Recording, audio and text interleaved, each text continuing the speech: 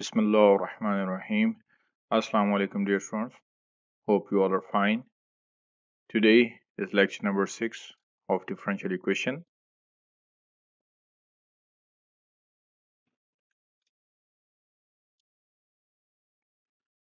Layout of the lecture. Initially, I will explain you uh, the basic structure that we have studied in the last lecture, lecture number 5. First, I will give you the review. Later on, the contents of the lecture. The content of the lecture contains solution of homogeneous differential equation with constant coefficients. Basically इससे पहले हम लोग जो differential equation solve कर रहे थे, for example if I right differential equation a2 dy by dx d square y by dx square plus a1 dy by dx plus a naught is equals to 0. अभी जो मेरे पास condition होगी, जो आज का सोल्यूशन हम लोग फॉलो करेंगे, वो ये कंडीशन होगी, दीज कॉन्स्टेंट्स, दीज कोफिशिएंट्स, जिसे a2 कह दें, this coefficient must be a constant function. This must be a constant. ये x independent variable, that means x के ऊपर डिपेंड नहीं कर रहा होगा. आज का बेसिकली टॉपिक का सारा काम इस तरह की डिफरेंशियल इक्वेशन से रिलेटेड है, जिसके जो कोफिशिएंट्स हैं वो कांस्टेंट्स होंगे. वो सेकंड ऑर्डर डिफरेंशियल इक्वेशन है, थर्ड ऑर्डर डिफरेंशियल इक्वेशन है, या हायर ऑर्डर डिफरेंशियल इक्वेशन है. इस तरह की जितनी भी डिफरेंशियल इक्वेशंस हैं वो आज के टॉपिक में हम लोग डील करेंगे. Review of the previous lecture. What we have studied in the previous lecture was related to a method named as reduction of order. Reduction of order means कि हमारे पास अगर कोई भी differential equation है वो second order थी. It was something like the double derivative plus single derivative, some say equals to y equals to 0. तो हमने किया क्या था कि हमने इस जो सेकंड ऑर्डर डिफरेंशियल इक्वेशन है इसको कन्वर्ट कर दिया था फर्स्ट ऑर्डर डिफरेंशियल इक्वेशन में with a new variable.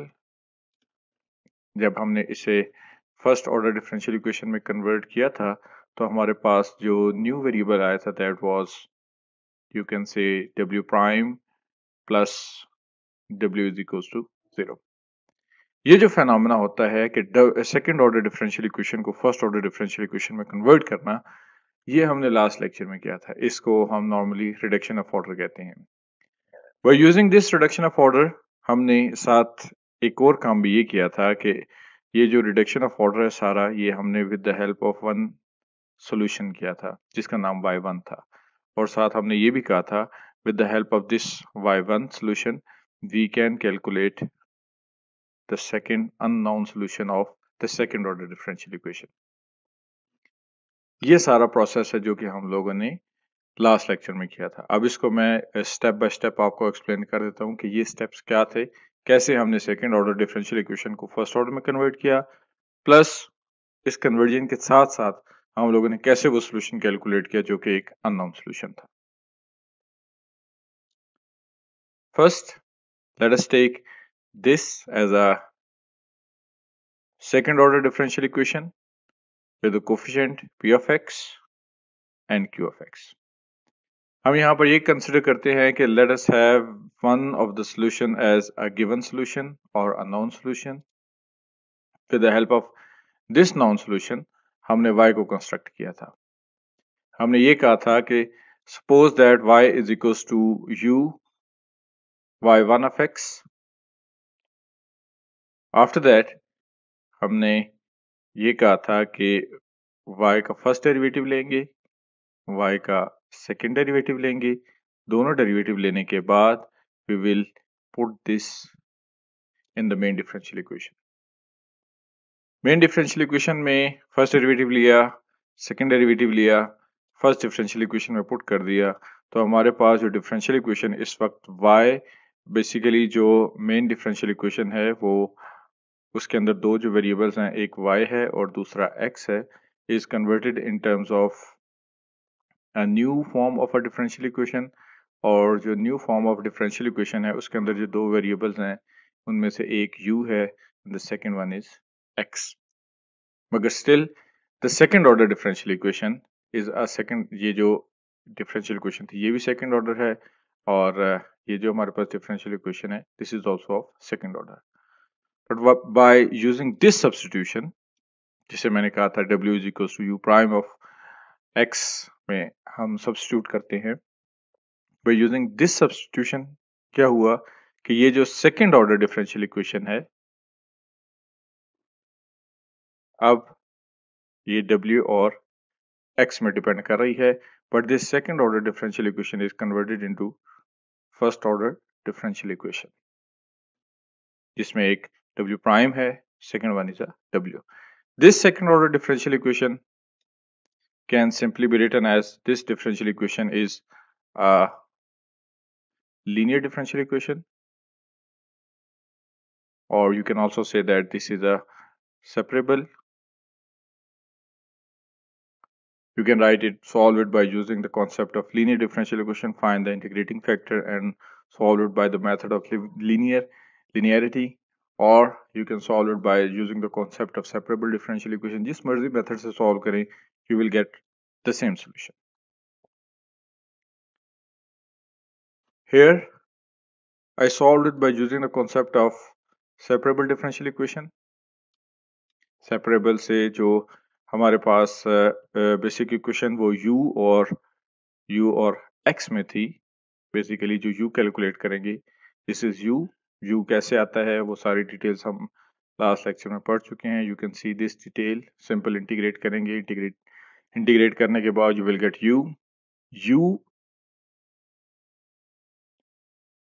u basically depend कर रहा था with the help of u what we have found y was depending on u into y1। जब u आपके पास आ गया इसका मतलब है you have successfully calculated this y। If you have successfully calculated y, or y was depending on two functions, one was the noun function, this was the given function, or the noun function, जो second function होगा ये वो function है जो हम लोगों ने trace किया है। You can say this one as y2। It means with the help of y1 you have successfully calculated y2। इस phenomena को हम लोगों ने लास्ट लेक्चर में स्टडी किया था। इसे आप ये भी कह सकते हैं कि finding a second solution with the help of a first solution और रिडक्शन ऑफ ऑर्डर, ये दोनों मेथड अप्रोक्सीमेटली एक जैसे हैं, एक दूसरे की एक्सटेंशन है। अब बढ़ते हैं हम आज के लेक्चर के कंटेंट्स की तरफ। आज के लेक्चर के जो कंटेंट्स हैं वो बेसिकली ये हैं कि solution of a homogeneous linear differential equation, and the important thing which we have to do is this thing, constant coefficients। आज के लेक्चर के कोफिशिएंट्स हमारे पास कांस्टेंट्स होंगे, ठीक है। हम आज कोई भी ऐसी डिफरेंशियल इक्वेशन सॉल्व नहीं करेंगे या किसी भी ऐसी डिफरेंशियल इक्वेशन को डील नहीं करेंगे जिसके अंदर जो कोफिशिएंट्स यूज हो रहे हैं वो वेरिएबल के ऊपर डिपेंड कर रहे हैं। Here we have first order differential equation. जब कोई भी हमारे पास कोई भी फर्स्ट ऑर्डर डिफरेंशियल इक्वेशन है तो and if you find the solution of this differential equation where m is a constant has the exponential solution y equals to c1 e power minus m of x। इस तरह की जितनी भी differential equation होती हैं it will contain a solution of this form. Exponential form में उसका solution होता है over the domain minus infinity to plus infinity. No for the higher order differential equation, first order का तो सिंपल सॉल्यूशन होता है। For the higher order differential equation देखिए यहाँ पर भी कॉन्स्टेंट्स m के बारे में यही बात की जा रही है कि m is a simple constant. dy by dx के साथ भी जो कोफिशिएंट यूज हो रहा है it is simply 1, it is also constant. So ये constant first order differential equation के सॉल्यूशन के बारे में बात की गई है। Similarly, if we are having a higher order differential equation with constant coefficients, higher order means up to order n. Method of solution. First, let us take n equals to 2.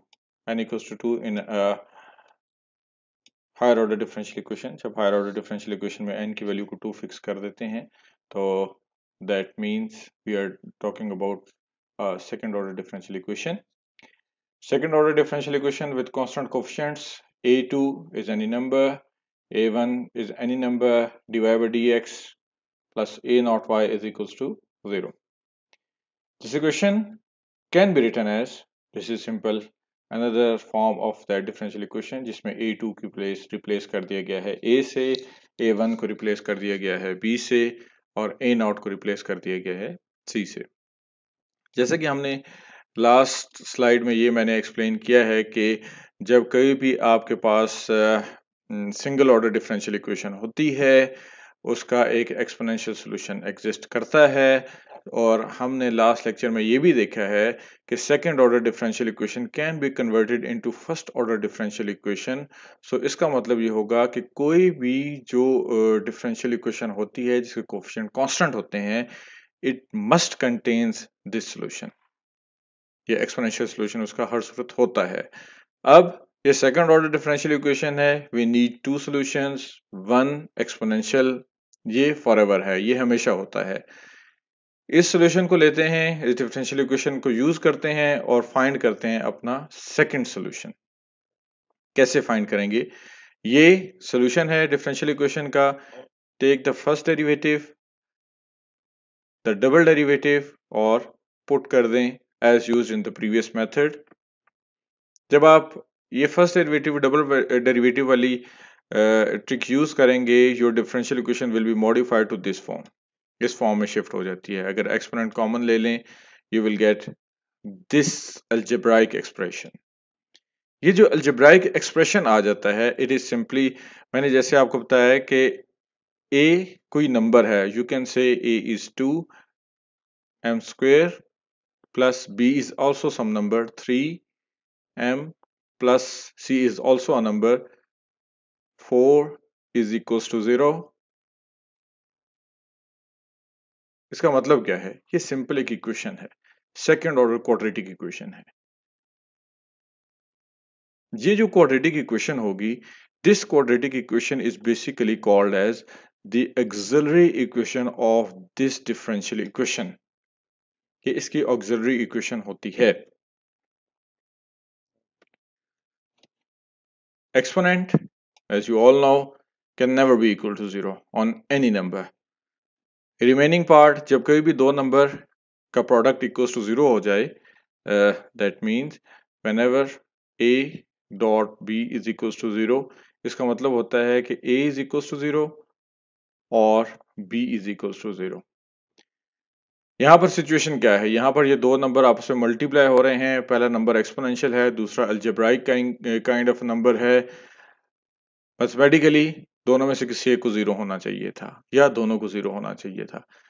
Condition क्या आ गई है कि first one can never be equals to 0, this can never be equals to 0। If this can never be equals to 0 it means second वाला फिर हर सूरत 0 होगा। So we get this equation. अब देखें, यहां पर मैं छोटी सी चीज एक्सप्लेन करता चलूं। ये जिस डिफरेंशियल इक्वेशन से बनी है वो डिफरेंशियल इक्वेशन ऐसी थी, d square y by d x square plus b dy by dx plus c is equals to 0। यहां से ये बात क्लियर है, a जो d square y by d x square है वहां पर आ गया m स्क्वेयर, जहां d y by d x है वहां पर आ गया simple m, c b a वो सब अपनी अपनी जगह पर हैं। ये जो फॉर्म होती है डिफरेंशियल इक्वेशन को इस फॉर्म में कन्वर्ट करना, इस फॉर्म को हम ऑक्सिलरी इक्वेशन कहते हैं। आगे आने वाले हर क्वेश्चन के अंदर अप्रोक्सीमेटली हम लोगों ने ऑक्सिलरी इक्वेशन कंस्ट्रक्ट करनी है। ये जो सेकंड ऑर्डर ऑक्सिलरी इक्वेशन आई है, ये जो क्वाड्रेटिक इक्वेशन आई है, इसके रूट्स होते हैं।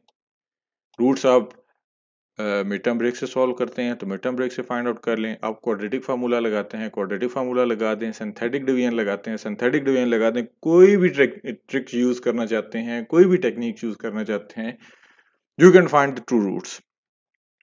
सपोज वो जो दो रूट्स आएंगे उनमें से एक का नाम होगा m1 और दूसरे का नाम होगा m2। अब ये जो दो रूट्स आए हैं ये दोनों सेम भी हो सकते हैं, आइडेंटिकल भी हो सकते हैं, ये दोनों डिफरेंट भी हो सकते हैं, ये दोनों कॉम्प्लेक्स नंबर्स भी हो सकते हैं, ये दोनों किसी भी तरह का बिहेवियर शो कर सकते हैं। अब आगे की स्लाइड्स में हम ये देखेंगे कि अगर ये दोनों सेम हुए तो कैसे सोल्यूशन लिखना है, अगर दोनों डिफरेंट हुए तो कैसे लिखना है, अगर दोनों कॉम्प्लेक्स नंबर्स हुए तो कैसे सोल्यूशन हमने लिखना है। स्टार्ट करते हैं विद द कॉन्सेप्ट कि if that auxiliary equation, if the auxiliary equation gives us two, ये जो दो रूट्स हैं ये दोनों डिस्टिंक्ट हैं। डिस्टिंक्ट का मतलब डिफरेंट है। Different means if one is two other one is three, totally different. या फिर ये +1, ये -1, यू कैन से -1, या बस जो भी हैं ये दोनों टोटली डिफरेंट हैं एक दूसरे के साथ। तब आपने क्या सोल्यूशन लिखना है, y1 is equals to exponential form, y2 again an exponential form. It is a simple solution. अब ये जो सोल्यूशन हमने लिखा है, क्या ये वाकई ही सोल्यूशन बनते हैं या नहीं, टू डिफरेंट सोल्यूशन है या नहीं, क्या ये वाकई लीनियरली इंडिपेंडेंट हैं या नहीं। अगर ये लीनियरली इंडिपेंडेंट हो गए then they form a fundamental set of solutions. अगर ये फंडामेंटल सेट ऑफ सॉल्यूशंस बनाते हैं then we can write the general solution by summing them.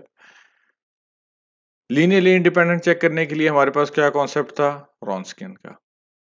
रॉन्सकियन का कॉन्सेप्ट क्या कहता है, रॉन्सकियन कॉन्सेप्ट ये कहता है कि if the Wronskian is not equals to 0, अगर आप इसका रॉन्सकियन फाइंड आउट करें, y1 की जगह y1 की वैल्यू पुट कर दें, y1 प्राइम की जगह इसका डेरिवेटिव लें, वैल्यूज पुट कर दें, अगर आप का रॉन्सकियन नॉट इक्वल टू 0 आता है then they are linearly independent. अगर टू सॉल्यूशंस हों, लीनियरली इंडिपेंडेंट भी हों, then they form fundamental set of solutions. अगर ये फंडामेंटल सेट ऑफ सॉल्यूशंस बनाते हैं then by the method of superposition principle आप इन दोनों को प्लस करके लिख सकते हैं। ठीक हो गया। अब यहां पर देखें, इस स्लाइड में मैंने क्या कहा है, इस स्लाइड में मैंने ये कहा है कि अगर m1 और m2 ये दोनों डिस्टिंक्ट हुए, दोनों डिफरेंट हुए, you can write your solution in this form. ठीक हो गया। अब आगे जाते हैं, अगर ये दोनों सेम हुए तो क्या करना है। If the auxiliary equation give us two solutions, मगर उन दोनों का मसला क्या हुआ, दोनों सेम हो गए। सेम मींस, अगर मैं साथ एक एग्जांपल लिखूं, सेम मींस कि कभी कभी आप सॉल्यूशन फाइंड आउट करते हैं +1 दो दफा आ जाता है, या 2 दो दफा आ जाता है, दोनों सेम आ जाते हैं। सेम आ जाते हैं तो हमें इतना पता है कि हम एक तो सॉल्यूशन की फॉर्म में, एक्सपोनेंशियल फॉर्म में लिख लेंगे, अगर दूसरे को भी ऐसे ही लिखेंगे। अब अगर आप उसी पैटर्न पे जाते हैं जो लास्ट स्लाइड वाला पैटर्न था, तो इसका सॉल्यूशन क्या बनता है, y is equal to c1 e power 2x plus c2 e power 2x। ये तो नहीं हो सकता, ये दोनों तो एक जैसे हो गए। अब एक जैसे हम नहीं लिख सकते, हम एक लिख सकते हैं, दूसरा नहीं लिख सकते। जब दूसरा हम नहीं लिख सकते तो what we have to do, we have to find this second solution with the help of this first solution. ये वही कॉन्सेप्ट है जो लास्ट स्लाइड का कॉन्सेप्ट है। आई रिपीट माई स्टेटमेंट, जब आपके पास रिपीटिशन हो जाती है और सेम रूट्स आ जाते हैं तब आप एक सॉल्यूशन तो लिख सकते हैं मगर दूसरा नहीं लिख सकते। इन दोनों में से एक को तो सॉल्यूशन की एक्सपोनेंशियल फॉर्म में लिख लेंगे मगर सेकंड नहीं। तो सेकंड क्या करेंगे, सेकंड फाइंड करेंगे। फाइंड कैसे करेंगे, फाइंड जो आपने लास्ट स्लाइड में काम किया था, finding a solution with the help of a given solution, या फिर हमने उसका नाम रखा था रिडक्शन ऑफ ऑर्डर वाले मेथड को यूज करेंगे और सेकंड सॉल्यूशन हम कैलकुलेट करेंगे। अब देखें, एक सॉल्यूशन ये y1 आ गया, y मेरे पास आ गया c1 e power m of x। To construct a second solution मैं वही सारे स्टेप्स रिपीट करूंगा, मैं ज्यादा डिटेल में नहीं जाऊंगा क्योंकि वो लास्ट लेक्चर में आप वो बहुत डिटेल से प्रैक्टिस क्वेश्चंस भी कर चुके हैं, बहुत सी एग्जांपल्स भी कर चुके हैं, ये सब काम आपको आता है। उसमें हमने क्या किया था कि first construct p first derivative and q of y. This is p. With the help of p and y1 you can construct y2. y1 की वैल्यू क्या है, e power mx, y1 square e power 2mx। Simple values put कर दें, integrate कर दें, you will get the value of y2। y2 की validity के बारे में हम रॉन्स्कियन भी चेक कर चुके हैं। हम ये कंफर्म कर चुके हैं जो इस मेथड से y2 आता है वो कंफर्म एक सोल्यूशन होता है। यहाँ पर हम देखते हैं कि हम ऑलरेडी कह चुके हैं कि सोल्यूशन सेम है, m1 is equals to m2। if m1 is equals to m2 it means कि जब कभी भी आप क्वाड्रेटिक फार्मूला अप्लाई करेंगे ये m1 इक्वल्स टू m2 उस सूरत में होता है जब हमारे पास डिस्क्रिमिनेंट कहते हैं हम लोग, ये जो स्क्वायर रूट के अंदर का पार्ट होता है इसको डिस्क्रिमिनेंट कहते हैं। whenever this discriminant is equals to 0, just like this term, जब भी ये चीज इक्वल्स टू 0 होती है तब रूट्स एक जैसे होते हैं, अदरवाइज रूट्स एक जैसे नहीं हो सकते। तो हमने ये कह दिया कि हम जो केस डील कर रहे हैं उसमें रूट सेम है। सेम है का मतलब क्या हुआ कि डिस्क्रिमिनेंट इज 0। डिस्क्रिमिनेंट जब भी 0 होता है आपके पास जो एक्सिलरी इक्वेशन थी उसके ऊपर अब जब m फाइंड आउट करते हैं your m will be minus b over a 2 के साथ डिवाइड हो जाता है। जो लास्ट स्लाइड पे आपके पास y2 की वैल्यू आई थी, y2 की वैल्यू में आप m की वैल्यू पुट कर दें जो m आपने फाइंड किया है। बेसिकली मैं यहाँ पर थोड़ा सा आपको शो कर देता हूँ। It was something like a m square plus b of m plus c is equals to 0। Last slide में जो आपने सोल्यूशन लिखा था वो भी मैं लिख देता हूँ for the sake of explanation. It was something b over a with the negative sign और यहाँ पर e power 2mx d of x ऐसे था। अब ये b over a क्या चीज है ये मुझे पता चल जाए तो मसला खत्म। अब मैं क्या करता हूँ यहाँ पर b over a कैलकुलेट कर देता हूँ, या फिर आप b over a कैलकुलेट कर लें या फिर आप सिंपली यहाँ पर m कैलकुलेट कर लें, दोनों में से जो मर्जी, या आप इन अदर वर्ड्स कह लें m कैलकुलेट कर रहा हूँ तो b over a ऑटोमेटिकली आ जाएगा, दोनों एक ही चीजें हैं। इसको क्वाड्रेटिक इक्वेशन में से अगर m मैंने फाइंड आउट करना है तो मेरे पास सिंपल फॉर्मूला क्या है, minus b plus minus b square minus 4ac over 2a। Discriminant b की वैल्यू पुट करें, a और c, ये जो डिस्क्रिमिनेंट है ये हर सूरत 0 होगा because we have same roots. Same roots उसी सूरत आते हैं जब ये वाला पार्ट नहीं होता, बीच में एब्सेंट होता है या इक्वल टू 0 हो जाता है। Because of this we will get the value of m equals to minus b over a, वो वैल्यूज पुट करें you will get y2 equals to x e power mx। इसका मतलब क्या हुआ, अब देखें मैं आपको जनरल कंक्लूजन बताता हूँ। you get two solutions, m is equals to m and m1 and m1 दो दफा सेम आ चुका है, रिपीटिशन हो गई है। तो आपका सोल्यूशन क्या होगा कि आपने एक दफा तो इसे एक्सपोनेंट की फॉर्म में लिखना है, c1 e power m1 of x plus c2 e power m1 of x साथ एक x मल्टीप्लाई कर देना है। आगे प्रैक्टिस करेंगे तो ये बात मजीद क्लियर हो जाएगी। आई रिपीट माई स्टेटमेंट, जब कभी भी आपके पास रिपीटिशन ऑफ रूट्स आते हैं पहला तो आप एज इट इज लिख देते हैं, मगर जब दूसरा आप लिखते हैं तो साथ एक x मल्टीप्लाई कर देते हैं सो दैट ये दोनों रूट्स डिफरेंट हो जाएं। ठीक है, इसी तरह अगर 3 होते तो तीसरा भी सेम होता तो मैं तीसरा यहाँ पर लिखता और x की बजाय अब x स्क्वायर मल्टीप्लाई करता। 4 होते तो चौथा लिखता x स्क्वायर की बजाय x क्यूब कर देता, x साथ बढ़ता जाएगा अगर रूट सेम होते जाते हैं तो। अभी तक 2 टाइप के रूट्स हम लोग पढ़ चुके हैं, अब आते हैं थर्ड टाइप की तरफ, कॉम्प्लेक्स रूट्स। कॉम्प्लेक्स रूट्स हमेशा जब भी अपीयर होते हैं कंजुगेट की फॉर्म में होते हैं। कंजुगेट क्या मतलब होता है, कंजुगेट का मतलब ये होता है कि अगर आपने m की वैल्यू फाइंड आउट की है, आया है 2 प्लस आयोटा, ये नहीं हो सकता कि m1 की वैल्यू 2 प्लस आयोटा आ जाए और आपने m2 जब कैलकुलेट किया तो वो 4 आ जाए, नहीं, ये कभी भी नहीं होगा। हमेशा ये कॉन्जुगेट के फॉर्म में आते हैं, ये दो इकट्ठे आते हैं, अकेला नहीं आता। अगर प्लस की फॉर्म में आया है तो माइनस वाला मौजूद होगा, अगर माइनस वाला आया है तो ऑटोमेटिकली दूसरा प्लस वाला है। एक कैलकुलेट करें, दूसरा ऑटोमेटिकली ऑपोजिट साइन वाला होता है। वो ये कभी भी नहीं होता कि आपके पास एक कम्प्लेक्स नंबर आए और दूसरा कम्प्लेक्स ना आए, वो कोई और रियल नंबर आ जाए। सो हर सूरत आपके पास कम्प्लेक्स नंबर कंजुगेट की फॉर्म में होते हैं। इसलिए हियर वी हैव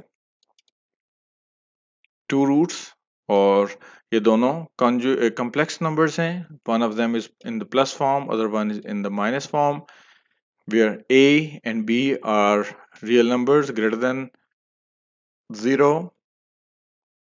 तो सिंपल जो एल्गोरिदम है, जिस तरीके से हम पहले अपना सॉल्यूशन लिखते थे, c1 e पावर जो पहला रूट आता है, जिसे आप ये कह लें कि दिस वन इज m1, और जो दूसरा रूट आता है दिस वन इज m2। जहां पर m1 आता है वहां m1 पुट कर देंगे, m2 आता है वहां पर m2 पुट कर देंगे, जैसे आप पहले लिखते आ रहे हैं। First we choose the following two pair of values of c1 and c2, c1 c2 equals to 1, then we get y1 equals to this and y2 equals to this if you have such pair of selection for c1 c2।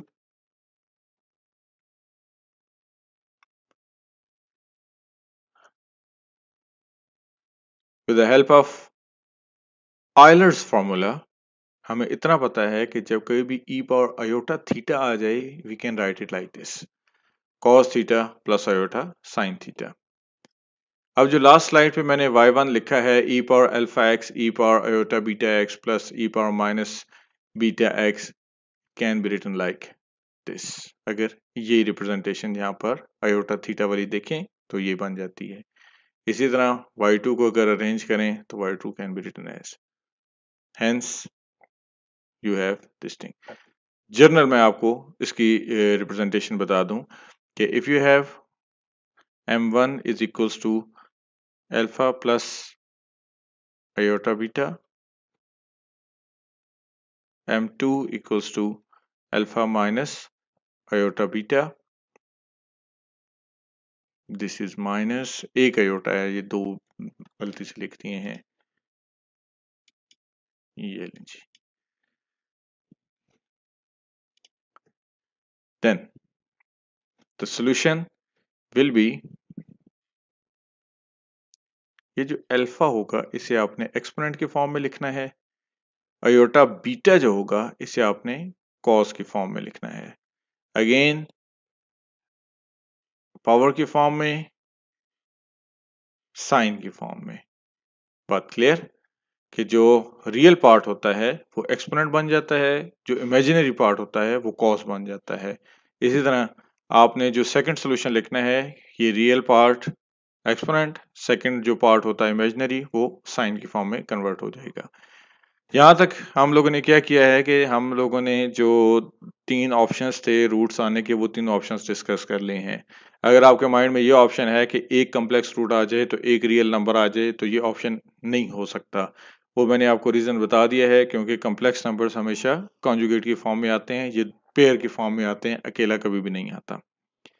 अब आते हैं हम लोग आगे रॉन्स्कियन check कर लेते हैं कि जो ये कम्प्लेक्स नंबर्स हम लोगों ने कैलकुलेट किए हैं, कम्प्लेक्स रूट से रिलेटेड जो सोल्यूशन बनाया है, क्या ये सोल्यूशन वाकई एग्जिस्ट करता है या नहीं। रॉन्स्कियन आप वेरीफाई करेंगे, मैं ज़्यादा डिटेल में नहीं जा रहा कि रॉन्स्कियन कैसे लिखते हैं, कैसे सॉल्व करते हैं। डिटर्मिनेंट बनाएं, ओपन करें, you will get not equal to 0। Therefore we can say that ये जो दो रिप्रेजेंटेशन लास्ट स्लाइड में बताई हैं, ये दोनों representation fundamental set of solution बनाते हैं, hence we can write in the form of a solution। e power alpha x common ले लें, this is the final representation of the solution when you have x complex roots for that second order differential equation। अब आते हैं जी questions की तरफ। we have a second order differential equation, a की जगह पे 2 है, b की जगह पे 5 है और c की जगह पे 3 है। First we will have y equals to e power mx।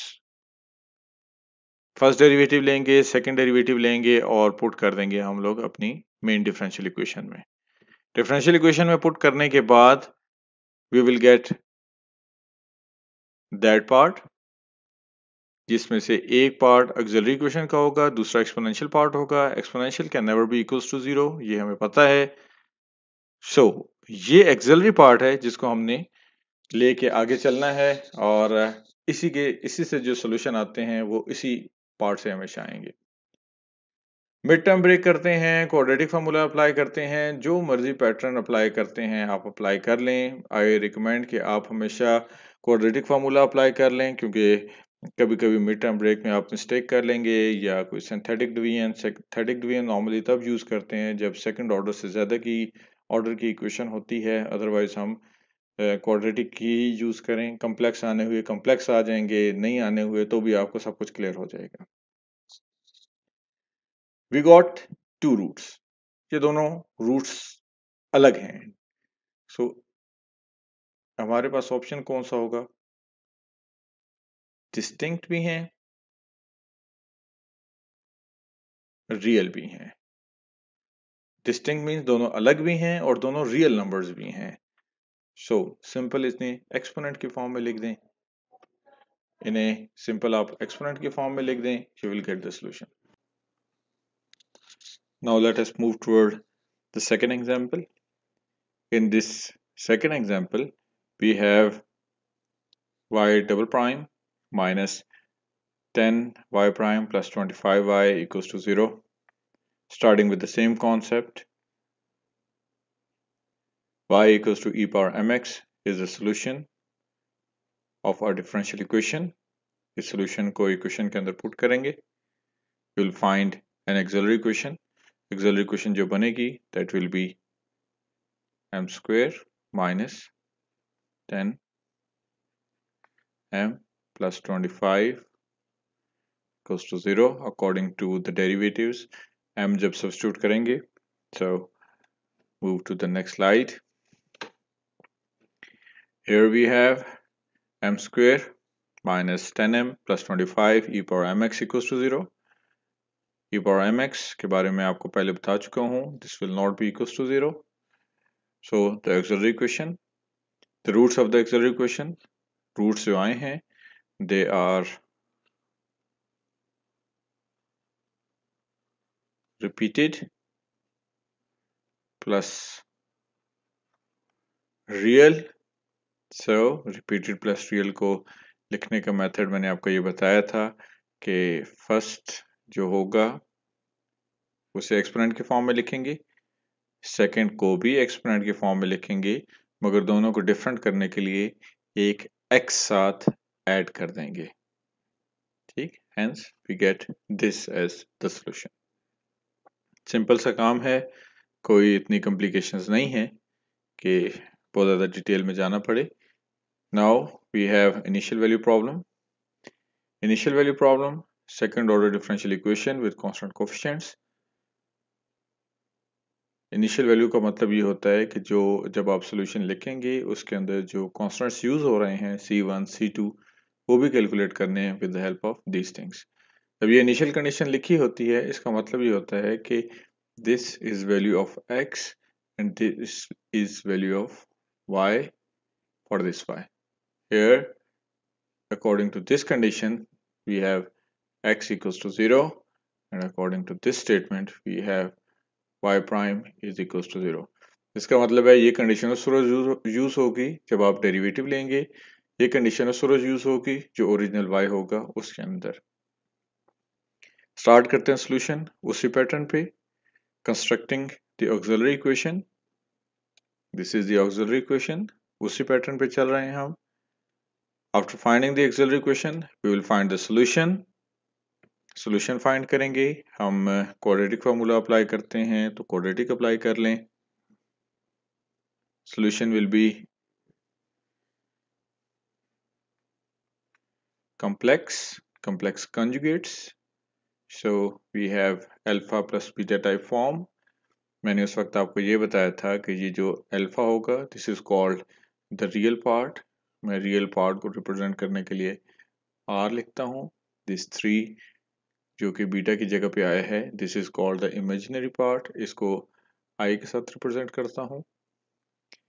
जो रियल पार्ट होगा that will come in the exponential form, r जो लिखा है 2 will come with the exponent, और जो इमेजिनरी पार्ट है जिसकी वैल्यू 3 है that will come with cos and sin। cos और sin के साथ c1 और c2 यूज हो रहे हैं, और in this equation we also have y of 0 equals to 1 and y prime of 0 is equals to 2। इन कंडीशंस को यूज करना है, we have to find the value of c1 and c2। मैं दोनों में से एक वैल्यू मैं फाइंड करता हूं, सेकंड आप खुद फाइंड कीजिएगा। मैंने आपको बताया है कि इस इक्वेशन का मतलब ये है y of 0 is equals to 1 means you have to put x equals to 0 and when y is equals to 1, जहां पर x लिखा है वहां 0 पुट कर दें, जहां y लिखा है वहां 1 पुट कर दें। You will get one of the value, x की जगह पे 0 e power 0 c1 cos of 0 plus c2 sin of 0, we will get e power 0 means 1, cos of 0 1 होता है, so it will be c1 plus sin of 0 0 होता है, so it will be 0, hence we will get the value of c1 equals to 1. For the second condition, take the derivative will be 2 e power 2x c1 cos of 3x plus c2 sin of 3x plus दोनों x के functions हैं, so we have to apply the product rule, e power 2x जब cos का derivative लेंगे it will be sin of 3x with negative sign plus 3 भी साथ आ जाएगा plus 3c2 sign of 3x। Derivative मैंने ये जस्ट इसलिए लिया है कि ताकि आपको शो कर दूं कि डेरिवेटिव क्या होता है। डेरिवेटिव लेने के बाद what we have to do is to put the value of x that will be equals to 0, put the value of y prime that will be equals to 2। अगर c1 एलिमिनेट हो जाता है, सिर्फ c2 रह जाता है, that will be a value. If c1 survives तो c1 का मसला नहीं है क्योंकि c1 की वैल्यू हमारे पास आ चुकी है। You can put the value of c1 to find the value of c2। c1 c2 जब दोनों आ जाएं इस y solution के अंदर पुट करें, your final particular solution will be obtained। One more example. In this example we have y double derivative plus k square y equals to 0 and minus k square, ये दो parts हैं different। Proceeding in the same way, y equals to e power mx, we will get an auxiliary equation. That auxiliary equation will be m square plus k square equals to 0. That will give us complex conjugates, complex roots.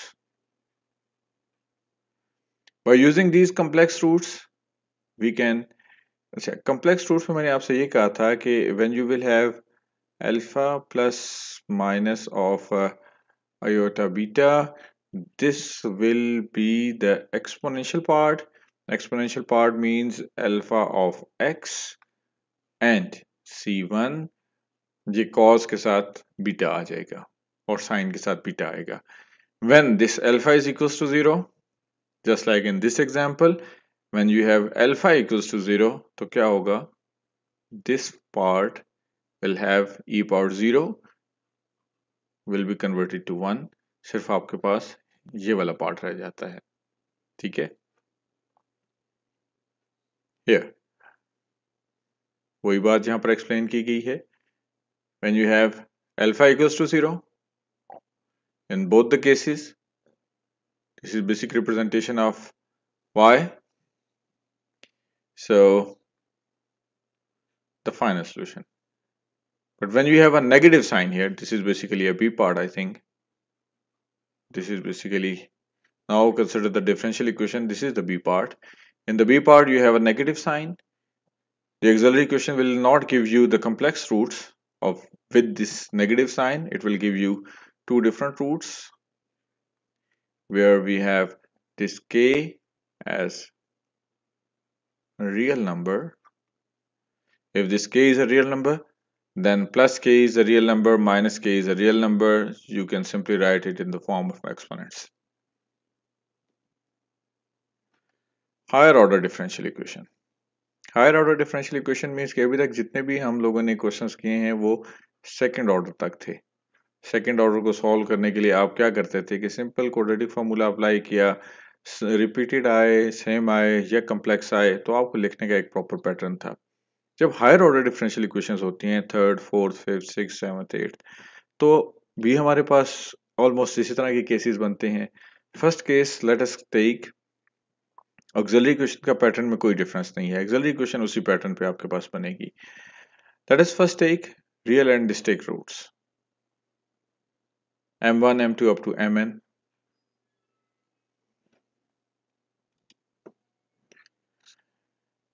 The roots you can write the solution in the same form. c1 first root, second root, third root, fourth root up to fifth root up to जितने भी आते हैं सबको आपने इसी order में लिख देना है if you have real and distinct roots. Second option was real but repeated, distinct नहीं है। m1 up to mn सब सेम है। जब सब सेम है जी, तो मैंने आपको ये बताया था कि आप क्या करते हैं, सेकंड के साथ x लगा देते हैं, थर्ड के साथ स्क्वायर लगा देते हैं, फोर्थ के साथ क्यूब लगा देंगे और लास्ट वाले के साथ विद वन लेस साइन आप लिख देंगे ताकि ये डिफरेंट हो जाए। जस्ट ये जैसे x square n minus one E power M X, ये ऑलरेडी मैं एक चीज एक्सप्लेन कर चुका हूँ, ये सिंपल हम ऐसे लिख देते हैं। अब आ जाती है बात कम्प्लेक्स रूट्स की। कम्प्लेक्स रूट्स में हमारे पास थोड़ा सा ऑप्शंस होते हैं, कुछ डिफरेंट ऑप्शंस होते हैं, वो भी देख लेते हैं। Here we have 6 roots. 6 में जैसे मैंने आपसे कहा था कि they will appear in the form of pairs. Pairs alpha 1 plus minus iota beta 1, 1 वाला एक पेयर, फिर 2 वाला पेयर, फिर 3 वाला पेयर, टोटल 6 हो गए। 1 वाले को अपने स्टाइल में लिखना है, जो इनका स्टाइल है। Real part will come the exponential functions. Beta 1 will come with the sine and cos. Same is the case for the second one. Same is the case for the third one. Beta 3 will come with sine and cos. अब आते हैं second option की तरफ। If n has 6 two roots of the auxiliary equation are real and equal and the remaining 4 are complex, namely अच्छा 6 roots आए हैं और उनमें वो ये कह रहे हैं कि आपके पास 4 कम्प्लेक्स हैं while 2 of them, वो 2 कौन से हैं, हम सपोज कर लेते हैं वो हो गए रियल एंड इक्वल, ये कर दिया, टोटल 6 हो गए। रियल एंड इक्वल को लिखने का जो पैटर्न है वो वही रहेगा। ये फर्स्ट, जब सेकंड को आप लिखेंगे you will add x with it. Complex roots लिखने का पैटर्न वही रहेगा, पैटर्न में कोई फर्क नहीं। Now come the next one. If m1 is equals to alpha plus iota beta is a complex root of multiplicity k of the auxiliary equation, then its conjugate is also a root of multiplicity k. Thus, from case 2, the differential equation has two case solutions, e power alpha plus minus iota beta.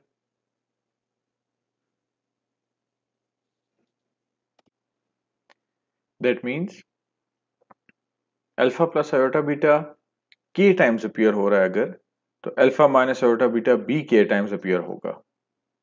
That means first two root, second roots are same, फिर same, फिर अगला pair भी same. सब pairs अगर same हो जाएं तो जब भी पेयर्स सेम हो जाते हैं, रूट्स सेम हो जाते हैं, तो उन्हें डिफरेंशिएट करने के लिए हम एक्स को ऐड करते हैं। जस्ट लाइक ये रिपीटेड रूट्स का जो कॉन्सेप्ट है उस कॉन्सेप्ट को लेके आगे चलते हैं। Further on here I have explained के वो जो रिपीटेड रूट्स हैं उन सारों को कंबाइन कर दिया जाए तो वो कैसे फाइनल फॉर्म में लिखा जाता है। तो मैं जस्ट फाइनल फॉर्म को एक्सप्लेन करता हूँ। अगर आपके पास रिपीटेड रूट्स हो जाएं, फॉर एग्जांपल मैं up to k equals to 3 को एक्सप्लेन करता हूँ। e power alpha x, this is the real part. जो कॉम्प्लेक्स इमेजिनरी पार्ट होगा उसको आपने c1 plus c2x plus c3x square cos of beta x plus d1 plus d2x plus d3x square sine of beta x, इस तरह करके लिख देना है।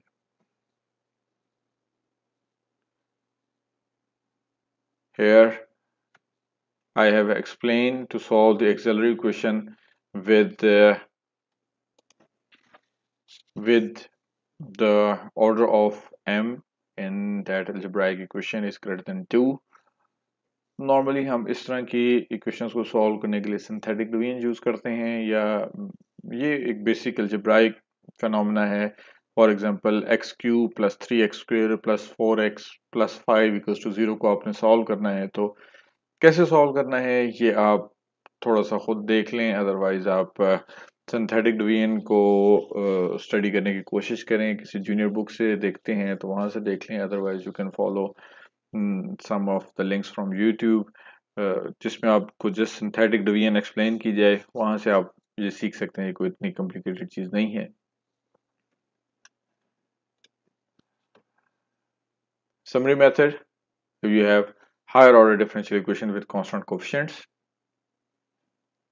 वो जो बातें पहले एक्सप्लेन मैं कर चुका हूँ ये वही हैं। If you have real and distinct roots just exponents के फॉर्म में लिख दें। If you have repeated and same roots multiply x add करते जाएं हर टर्म में। If you have different complex pairs तो हर पेयर को अलग अलग करके लिख दें। If you have complex roots but all of them are same, you can write it like this. Here we are going to solve an example with the third order. इसके ऊपर 3 times derivative है, so we are going to solve a third order differential equation. Pattern will be same auxiliary equation आएगी, but this time the auxiliary equation is not a quadratic equation, ये cubic equation होगी। Cubic equation को solve करने के लिए आप बार बार एक ही word में यूज कर रहा हूँ, सिंथेटिक डिवीजन को आप खुद देखें तो बहुत बेहतर रहेगा। सिंथेटिक डिवीजन की मदद से हम इसको कैलकुलेट कर सकते हैं। अदरवाइज और थोड़ा सा सोच के इसके आप रूट्स ट्रेस करना चाहें तो कर सकते हैं, मगर सोचने का काम मैं आपको नहीं कहूँगा। मैं आपको कहूँगा सिंथेटिक डिवीजन को सीखें, उसकी मदद से रूट्स फाइंड करें। Here solution of that auxiliary equation, cubic equation जो है उसके रूट्स को हम देख रहे हैं। If we take m equals to 1, solution की याद रखिएगा एक पहचान ये होती है कि उस नंबर को जब आप इक्वेशन में पुट करते हैं तो left and right side same होती है। हिट एंड ट्रायल बेसिस के ऊपर मैंने m इक्वल्स टू 1 को पुट किया है तो मेरे पास राइट साइड आ गई, so m equals to 1 is one of the root. मेरा मसला किसी हद तक हल हो गया। सो जब आप किसी इक्वेशन में पुट करते हैं m इक्वल्स टू 1 को और m इक्वल्स टू 1 रूट बन जाता है, that means m minus 1 is a factor of that equation. अब वो जो क्यूबिक इक्वेशन थी वो अब स्क्वायर क्वाड्रेटिक में कन्वर्ट हो गई है। ठीक है, ये फर्स्ट ऑर्डर है, this one is quadratic equation. और क्वाड्रेटिक को आप सॉल्व करने के लिए आपके पास ट्रिक है, मगर बेसिक इशू ये था कि एक फैक्टर आपको ट्रेस करना था जो क्यूबिक को उस रेंज में ले आए जिसका फॉर्मूला आपके पास है। जब आपने m cube plus 3m square minus 4 is equal to m minus 1, m square plus 4m plus 4 इस फॉर्म में से लिख लिया, then we have this as a quadratic equation. Further आप क्वाड्रेटिक को क्वाड्रेटिक के मेथड से सॉल्व करते हैं तो वैसे सॉल्व करें, फैक्टर बना के करते हैं, आपकी मर्जी है। क्वाड्रेटिक से करेंगे तो भी आपके पास यही रूट्स आएंगे, कोई डिफरेंट रूट्स नहीं आते। We have one different root, two same roots. जो डिफरेंट है वो पावर की फॉर्म में आ गया, this one also come in the form of power. जो फाइनल रूट होगा वो रिपीटेड है, आपने उसके साथ एक एक्स साथ ऐड कर देना है। One more example, third order differential equation को सबसे पहले हम लोग ऑक्सिलरी इक्वेशन के फॉर्म में कन्वर्ट करते हैं, following the same steps. Auxiliary equation में कन्वर्ट करने के बाद यहाँ पर सिंथेटिक ड्यूएन को मैं थोड़ा सा कोशिश करता हूँ एक्सप्लेन करने की, अगर आपको समझ आ जाए तो ये बहुत ही अच्छा होगा। यहाँ पर मेरे पास कोई हिट एंड ट्रायल बेसिस से कोई छोटा मोटा सा रूट मुझे ट्रेस नहीं हुआ। जब नहीं हुआ, no I have to apply the synthetic division. Synthetic division क्या कहती है वो मैं थोड़ा सा सिंथेटिक डिवीजन ये कहती है कि आपके पास जो लास्ट डिजिट होता है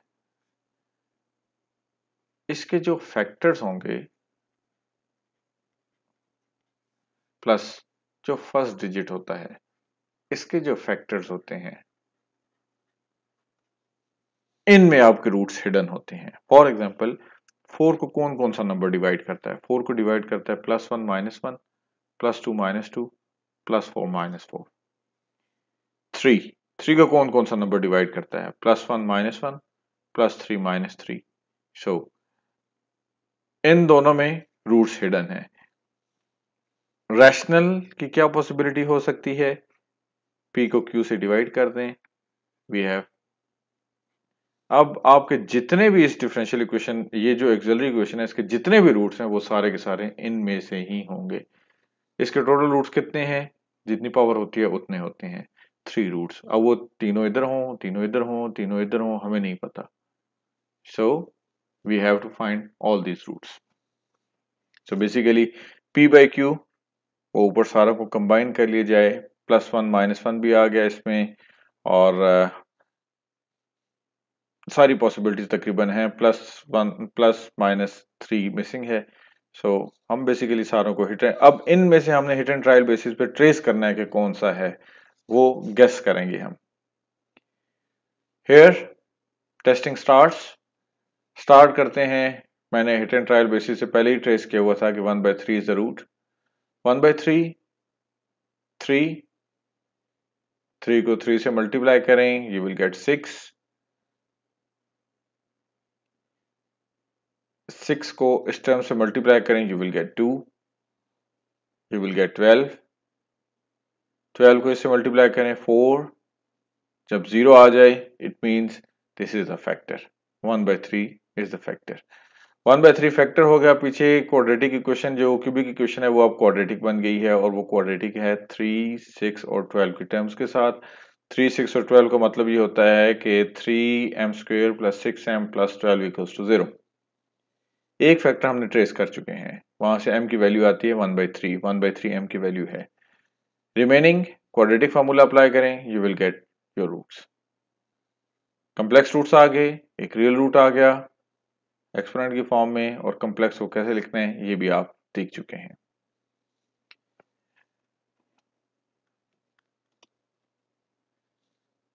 एक्सरसाइज, इस एक्सरसाइज को आप लोग खुद ट्राई करें। सिंपल से क्वेश्चंस हैं, कोई ऐसी कॉम्प्लिकेटेड चीज नहीं है कि इस क्वेश्चन को भी मैं एक्सप्लेन करूं। There are some practice questions को भी आप लोग खुद करें। Some of the practice questions में कुछ में सिंथेटिक डिवीजन अप्लाई होगा, जिनमें ऑर्डर हायर है, तो सिंथेटिक डिवीजन को आपने परफेक्शन के साथ करना है। सिंथेटिक डिवीजन सिर्फ इस लेक्चर में इन्वॉल्व नहीं है, आगे आने वाले ऑलमोस्ट हर लेक्चर के अंदर इन्वॉल्व होगी। सो इस वजह से सिंथेटिक डिवीजन में आपकी कमांड अच्छी होनी चाहिए। Here are some questions with initial conditions. Initial conditions जब भी गिवन होती हैं तो मैंने आपको एक्सप्लेन किया है कि you have to find the constants जो कि सॉल्यूशन में यूज हुए हैं। सो जिसमें इनिशियल कंडीशन हो तो आपने कांस्टेंट्स बीच में से कैलकुलेट करने हैं और फाइनल सॉल्यूशन में पुट करने के बाद सॉल्यूशन डिक्लेयर करना है।